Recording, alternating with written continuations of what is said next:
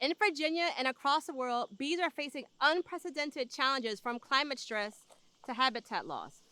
According to a recent U.S. beekeeping survey, beekeepers lost over half of their managed colonies in the last year. These crucial pollinators need our support now more than ever, and the solutions are simpler than you think.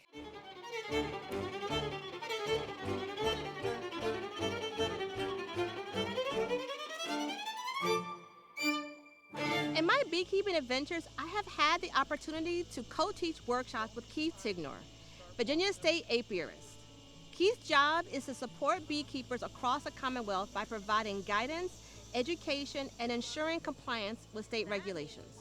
One of the key principles taught to beekeepers is the 4 P's of hive health: parasites, pesticides, pathogens, and poor nutrition. Every one of these factors plays a role in whether a colony thrives or struggles. And what ties all of these together?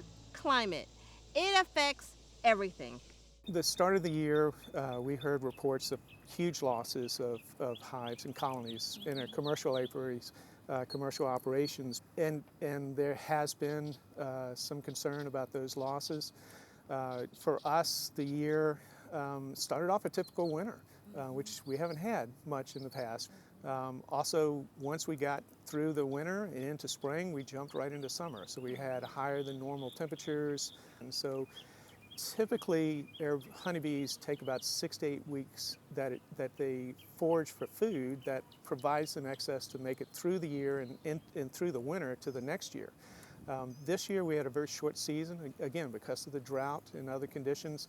Honey production was very poor this year, and so we're hearing some concerns about our beekeepers about how much honey they've had or don't have, which is going to require them to feed their bees later in the year to make sure that they make it through the winter. Does the difference in the growing degree days and the climate fluctuations that we've had this year, does that negatively affect the bees in terms of the pests that they're dealing with? Yes. Since the 1980s, we've been, about every 5 years, we've had a new disease or a pest or something occur in the United States that our bees hadn't been faced with. And so they have to, not knowing about it, and I haven't been exposed to it, it's usually very detrimental to them. One of the pests that came in the late 1980s in the United States, and we started seeing it here in the 1990s in Virginia, was the varroa mite.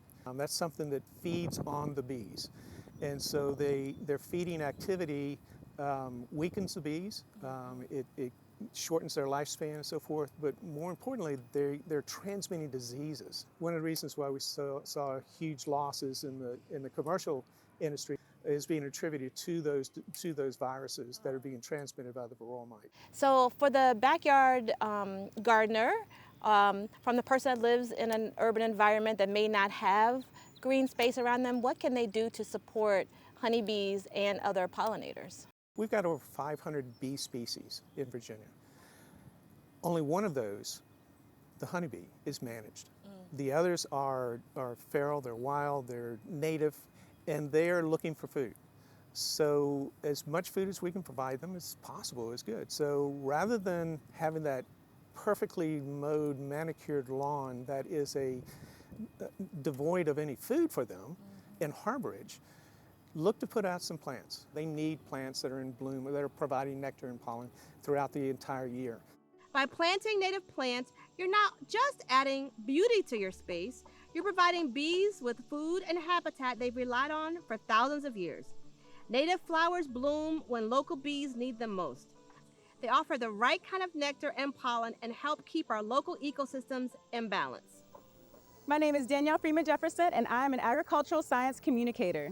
I am in an urban learning garden right now.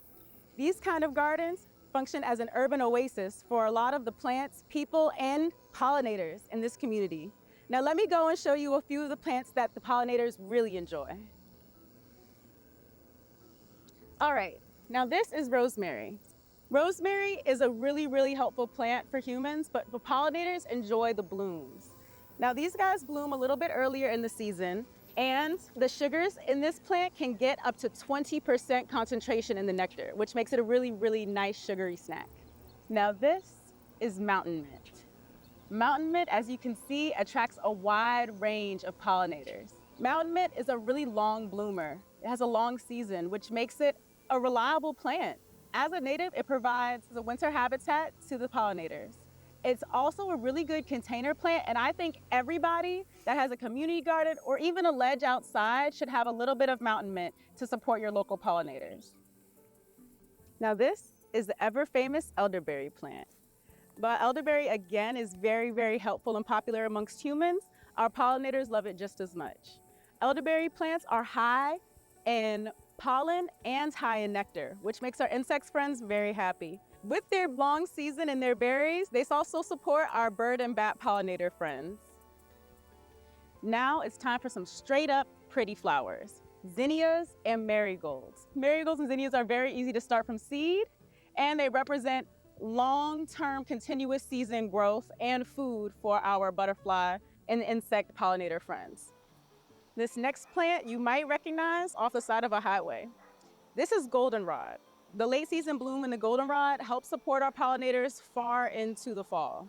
Being the native plant that they are probably not going to be found in a garden center. So you're gonna have to ask your friends, support your indigenous growers, or come to a community garden and build some relationships in order to acquire this guy for your garden. They can be grown in containers for sure, and again are a great addition to any patio or outdoor garden that you could imagine.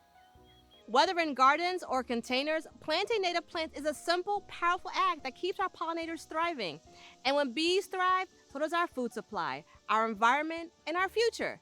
So the next time you plant with purpose, because a few flowers a day can mean a whole lot of buzzing tomorrow.